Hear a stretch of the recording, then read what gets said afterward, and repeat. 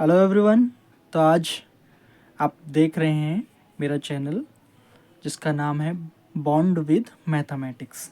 ठीक है, तो जिसमें मैं आज इस वीडियो में आपको क्या बताने वाला हूँ, आयोटा स्क्वायर जो होता है, आयोटा स्क्वायर जो होता है उसकी जो वैल्यू होती है वो -1 क्यों होती है। हुँ? जबकि अगर मैं उसको निकाल के देखूं तो उसकी वैल्यू +1 के इक्वल करके आती है।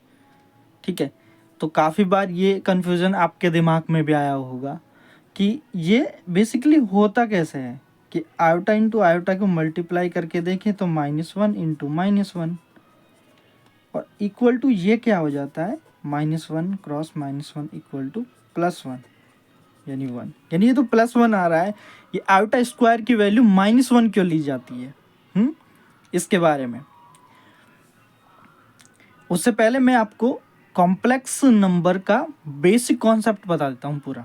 ठीक है, वो ध्यान में दो। सबसे पहले वो क्या है,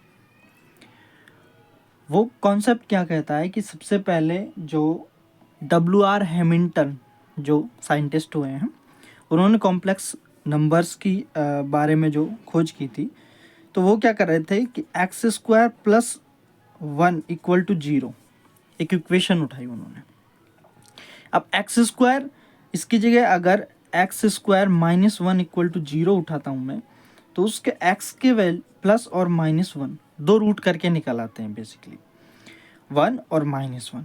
लेकिन अगर इसकी बात करूं तो इसका -1 और x की वैल्यू आपकी ±√-1। अब ये संख्या रियल नंबर में डिफाइन नहीं हो रही, तो इसी नंबर को √-1 को उन्होंने i का नाम दिया, जिसको उन्होंने किसमें इमेजनरी पार्ट के रूप में क्या किया है, डिफाइन किया है उसको।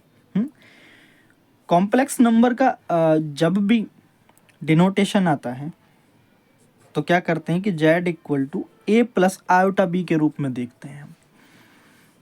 a प्लस आयोटा बी के रूप में देखते हैं, जिसमें a हमेशा क्या बताता है, रियल नंबर होता है a, और b भी रियल नंबर होता है होने को, तो पर ये बताता है उसके रियल पार्ट को। ठीक है, रियल पार्ट, और ये उसके बताता है किसको, इमेजिनरी पार्ट को, इमेजिनरी पार्ट को बताता है। अब आई जो है ना, ये आई, यही इमेजिनरी पार्ट के साथ जो हिस्सा कनेक्टेड है, मतलब बी यानी रियल नंबर के साथ जो आई कनेक्टेड है, उसको इमेजिनरी बोला जा रहा है। यानी अगर कोई नंबर के आगे के है, जैसे ऐसे लिखा हुआ है वो AI + B, तो यहाँ पे ये वाला हिस्सा है ना, वो इमेजिनरी होगा। जहाँ पे आई होगी ना, वहाँ पे इमेजिनरी बोला जाएगा। ठीक है, तो बाकी अगर आगे की बात करें इसमें, तो सबसे पहले अभी इसकी प्रॉपर्टीज आएंगे। तो प्रॉपर्टी में सबसे पहले एडिशन, तो दो कॉम्प्लेक्स नंबर का एडिशन हमेशा एक कॉम्प्लेक्स नंबर होता है। अगर ऐड करूं तो कॉम्प्लेक्स नंबर ही करके आएगा। ये तो बेसिकली जानते भी हैं कैसे करें, कि जैसे अगर दो मैं जोड़ूं A1 plus iota B1 plus A2 plus iota B2 equal to, देखूं तो ये रियल जुड़ जाएंगे और इमेजनरी जुड़ जाएंगे, यानी A1 + A2 और आयोटा B1 + B2। तो इसको अगर मैं लेट कर लूँ एक नया कॉम्प्लेक्स नंबर, तो ये Z3 को डिनोटेट करेगा बेसिकली। तो ये हुआ। अब अगली बात सुनो मुझे, एडिशन, यानी फर्स्ट क्या थी, फर्स्ट प्रॉपर्टी एडिशन है। ठीक है, आप अपने हिसाब से नोट्स अच्छे से बना लेना, मैं यहाँ पे पूरा आपको समझा रहा हूँ केवल। ठीक है, तो एडिशन की प्रॉपर्टी आती है, एडिशन की प्रॉपर्टी होगी, उसके बाद जो नेक्स्ट प्रॉपर्टी आती है, वो नेक्स्ट प्रॉपर्टी क्या आती है, नेक्स्ट प्रॉपर्टी के अंदर आती है कम्यूटेटिव। कम्यूटेटिव का मतलब समझते हैं, क्रम विनिमय नियम जो होता है, जिसको हिंदी में क्रम विनिमय बोलते हैं। तो वो क्या कहता है कि अगर Z1 को प्लस Z2 को ऐड करूं, या Z2 को Z1 ऐड करूं, मतलब इनका बेसिकली ऑर्डर चेंज कर दूं, तो कॉम्प्लेक्स नंबर पे इफेक्ट पड़ेगा या नहीं पड़ेगा।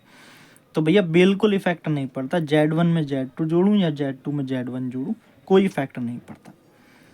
एक और होता है, वो होता है एसोसिएटिव। जिसको साहचर्य बोला जाता है हिंदी में। इसका मतलब होता है यानी Z1 प्लस Z2, जैसे 3 कॉम्प्लेक्स नंबर लूँ और उसमें Z3 जोड़ूँ, यानी दोनों का एडिशन करके उनको एक साथ और तीसरे को अलग से जोड़ूँ उनमें, या Z1 Z2 प्लस Z3, यानी Z2 और Z3 को जोड़ूँ, Z1 को बाद में जोड़ूँ उसमें, ठीक है। तो उसमें कोई इफेक्ट नहीं पड़ता, ये भी क्या होता है, होल्ड होता है इसके अंदर। फिर अगली बात इसके अंदर क्या आती है, अगली जो बात है वो आता है डिफरेंस का। तो डिफरेंस का भी सेम है भैया, क्या है, ये रियल नंबर में से रियल नंबर को घटाओ और इसमें से इसको घटाओ, तो ये हो जाएगा। अब मल्टीप्लिकेशन की बात है कि दो इनका मल्टीप्लिकेशन कैसे करेंगे। तो A1 प्लस B1i, ये ज़्यादा हो जाए, साफ लेते हैं। तो यहाँ पे देखो Z1 cross Z2, it means A1 plus B1i into A2 B2i, ठीक है। इसको देखो ऐसे भी लिखते हैं, काफ़ी ऐसे लिखते हैं आयोटा को, ठीक है, आयोटा बोला जाता है इसको।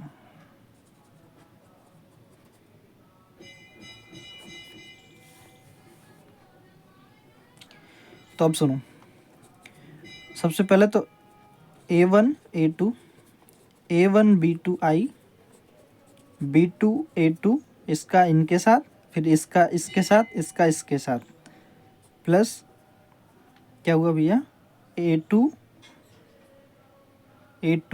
B1i, ठीक है। फिर ये B1 B2i स्क्वायर। अब A1 A2 A1 B2j A2 B1j, sorry जे नहीं आयोटा, और ये B1 B2 और आयोटा स्क्वायर, ऐसे करके। तो पूरा ऐसे सॉल्व कर लेते हैं, जैसे रियल नंबर्स का मल्टीप्लिकेशन, आप रियल नंबर्स का क्या, जैसे आप कोई कोष्टक में जैसे संख्या A प्लस बी है और अदर रियल नंबर है B प्लस सी, तो उसका मल्टीप्लिकेशन करते हैं, वैसे हो जाएगा। हाँ, तो मल्टीप्लिकेशन भी ईजी है। डिवाइडेशन की अगर मैं बात करूँ तो Z1 अपॉन Z2 ऐसे करके, ये सिंप्लीकेशन यानी Z1 इंटू 1 अपॉन Z2 करके निकाल सकते हैं उसको भी, डिवाइडेशन। उसके बाद जो आता है वो क्या आता है, देखिए डिवाइडेशन में भी एक एग्जांपल लेके बता देता हूँ आपको। सबसे पहले अगर जैसे 2i plus 3j upon 2 minus आई ऐसे करके दे रखा हूँ, तो इसको सॉल्व कर लेते हैं। 2 प्लस 3i अपॉन 2 माइनस आई इंटू 2 प्लस आई अपॉन 2 प्लस आई। रैशनलाइजेशन आपने पढ़ा होगा बेसिकली कि रैशनलाइजेशन में उसको सॉल्व किया जाता है बेसिकली। अब इसको आगे सॉल्व किया जाता है, देखिए ये तो मल्टीप्लिकेशन हो ही जाएगा। ये क्या लिख रहा है, a माइनस बी और a प्लस बी, ये क्या हो सकता है 4 minus iota square upon 2 plus 3i और मल्टीप्लाई 2 प्लस आई। और सॉल्व करूँ तो 4 2i 6i और ये कितना हो गया plus 3 iota square, 4 minus iota square. Iota square की वैल्यू -1 होती है, तो यहाँ पे -1 डाल लेना अभी आप, ठीक है। अब मैं बात करने वाला हूँ आपका आयोटा स्क्वायर +1 होता है या -1 होता है उसके बारे में, ठीक है। तो उसकी बात करने वाला हूँ, तो वो ध्यान से देखिए आप। देखिए जब भी मैं आयोटा स्क्वायर की बात करता हूँ तो उसको आयोटा इंटू आयोटा लिख सकता हूँ। अब आयोटा की वैल्यू मैंने बताई कि हैमिल्टन ने क्या बताया, √-1 ये होती है। तो भैया √-1 इंटू √-1, अब √-1 इंटू -1 इक्वल टू +1 हो जाएगा, बट ये गलत है। क्यों है, देखिए कभी भी जब भी मैं √(a)√(b) का मल्टीप्लिकेशन करता हूँ और उसको √(a)b लिखता हूँ, तो उसके लिए क्या होना चाहिए, यहाँ पे जो मैंने a और b लिए हैं, हाँ, उनमें से एक तो ग्रेटर देन होना चाहिए और दूसरा जो है वो लेस देन होना चाहिए। ठीक है, एक बड़ा और दूसरा छोटा होना चाहिए, या ये छोटा होना चाहिए और ये बड़ा होना चाहिए। अगर किसी भी केस में वो दोनों ही बड़े हो जाएं या दोनों ही क्या हो जाएं, छोटे हो जाएं, तो भाई साहब ये वाली प्रॉपर्टी होल्डर नहीं होगी। और यहाँ पे भी तो सेम ही वैल्यू ले रहा है वो, ये वैल्यू भी सेम है और ये वैल्यू भी सेम है। इसी वजह से ये वाली चीज़ होल्ड नहीं होगी। ये होल्ड कब होगी, जब ये वाला हिस्सा यानी -1 लूँ और दूसरा वाला हिस्सा क्या लूँ, पॉजिटिव लूँ। ठीक है, तब होगी, बट वो ऐसा है नहीं। इसीलिए आयोटा स्क्वायर की वैल्यू -1 कंसीडर्ड की जाती है, ली जाती है। ठीक है, ये रूल ना फॉलो होने की वजह से ली जाती है। तो ये इसीलिए इसको बोला जाता है कि आयोटा स्क्वायर की वैल्यू तो +1 करके आती है, -1 क्यों ली जाती है, तो ये रूल की वजह से ली जाती है वो।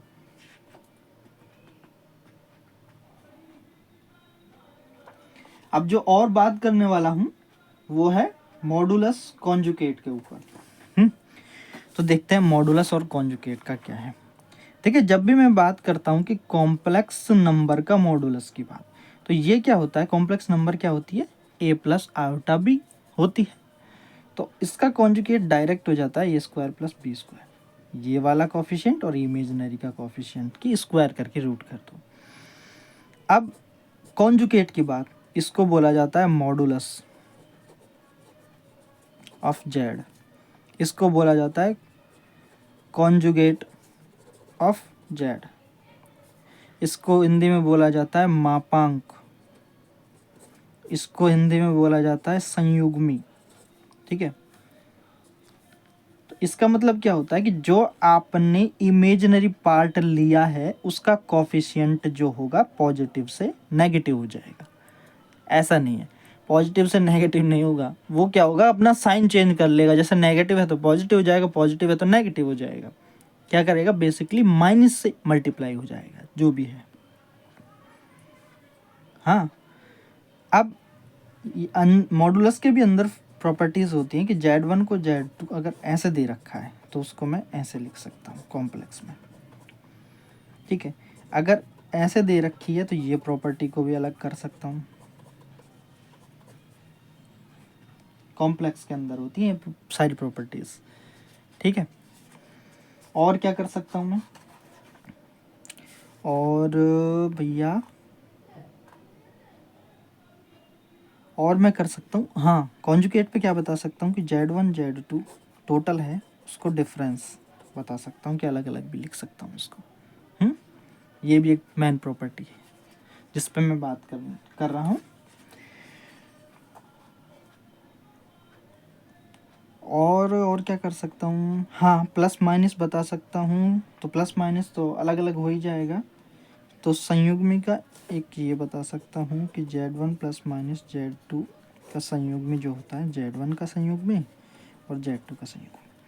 वहीं Z1 + Z2 टोटल का संयुग्मी जो होता है वो Z1 का संयुग्मी अपन Z2 का संयुग्मी हो जाए। ठीक है, टोटल का मतलब समझ रहे हैं, ये रूट के उनके जो, इसका मतलब समझ रहे हैं कि Z1/Z2 को मैं सॉल्व करूं पहले, फिर उसके ऊपर कॉन्जुगेट लगाऊं, तो वो किसके इक्वल होगा, समझ रहे हैं ना, ये बोल रहा है वो पूरी। तो ये सारी प्रॉपर्टीज़ हैं।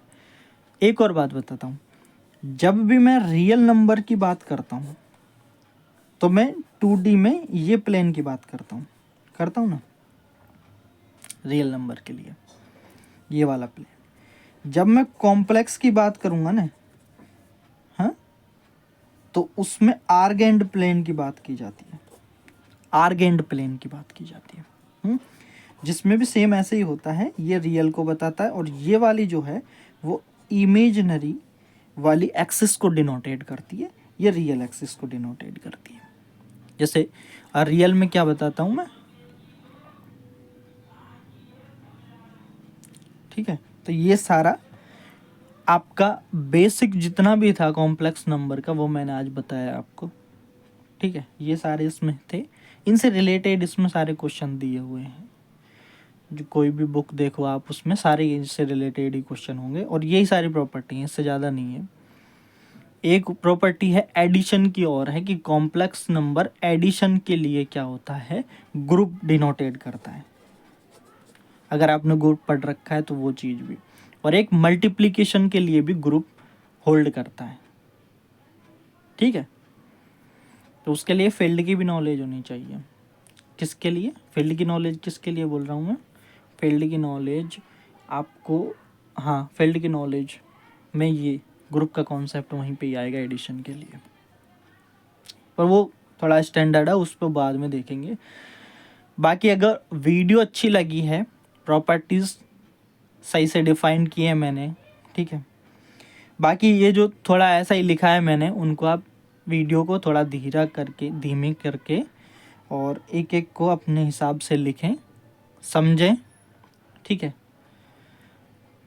बाकी अगर वीडियो अच्छी लग रही है तो लाइक करें, चैनल को जाके सब्सक्राइब करें, कोई डाउट है तो उसको पूछें, और नेक्स्ट पार्ट जो कुछ इसमें छूट गया है या पूछना चाहते हैं कि उसको आर्गेंट प्लान को कैसे डिनोटेट करते हैं, कि कॉम्प्लेक्स नंबर उसमें कैसे बताई जाती है, तो उसके लिए क्या करें, कमेंट करें वीडियो पे जाके।